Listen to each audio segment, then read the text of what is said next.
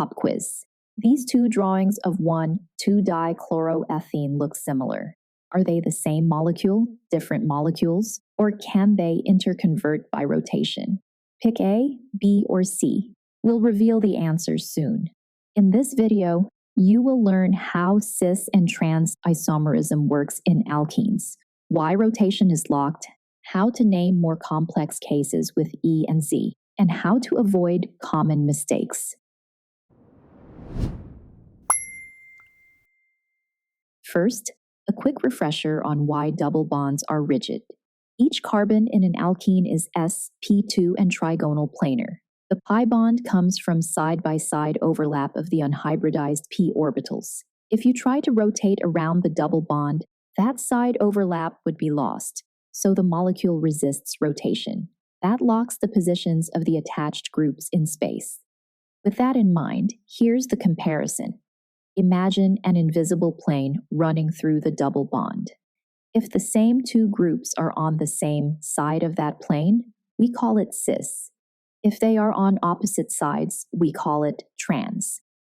Take 2-dichloroethene molecules as an example. With both chlorines on the same side, that is the cis isomer. With chlorines on opposite sides, that is the trans isomer. They have the same connectivity but different three-dimensional arrangements, so they are different molecules. A common mistake is thinking you can rotate a drawing to flip cis to trans. Rotating the whole page does not change the relationship across a double bond. Wedge and dash tricks apply to single bonds, but a double bond does not spin. So far, we have learned that double bonds do not rotate. Cis means same side, and trans means opposite sides across the bond. Want to lock this in? Your personalized practice test and flashcard set are all waiting for you. Tap the link and give yourself a quick check. Now, building on that, cis and trans work cleanly when each carbon of the double bond carries one group of interest. But with tri-substituted or tetra-substituted alkenes, we need a more general system called E and Z that uses priority rules. Here is the idea. On each double bond carbon, rank the two groups by atomic number. The higher one gets priority. If the two higher priority groups are on the same side, the alkene is Z. If they are on opposite sides, it is E. Let's apply it. In 1-bromo, 1-chloro, 2-fluoroethene. Bromine outranks chlorine on the left carbon, and fluorine outranks hydrogen on the right carbon.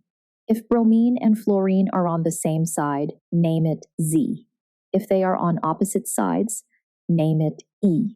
That's the EZ rule in action, but here's the limit. If one double bond carbon is attached to two identical groups, you can't define sides or set priorities on that carbon, so cis, trans, and even E or Z don't apply. In that case, there's no double bond stereoisomerism. Pulling it all together, try this three-step recipe. 1. Check that each double bond carbon has two different groups.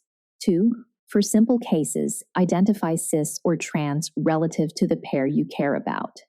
3. For complex cases, assign priorities to each carbon and decide E or Z. Back to the quiz. The answer is B, different molecules. Because the double bond cannot rotate, the same side and opposite side arrangements are locked in place. They do not interconvert without breaking the pi bond. Before we finish, here are 3 pitfalls to avoid. 1. Do not rely on how the drawing sits on the page. 2. Do not use cis or trans when the pattern is ambiguous. And 3. When naming E or Z, always rank by atomic number first, then decide same side or opposite. To recap, double bonds do not rotate, so alkenes can have locked arrangements. Cis means same side, trans means opposite sides. And 3, when naming E or Z, always rank by atomic number first, then decide same side or opposite. Now that you've watched the video, let's see how much you remember. Head to the link in the description where you'll find Quizlet content made just for you.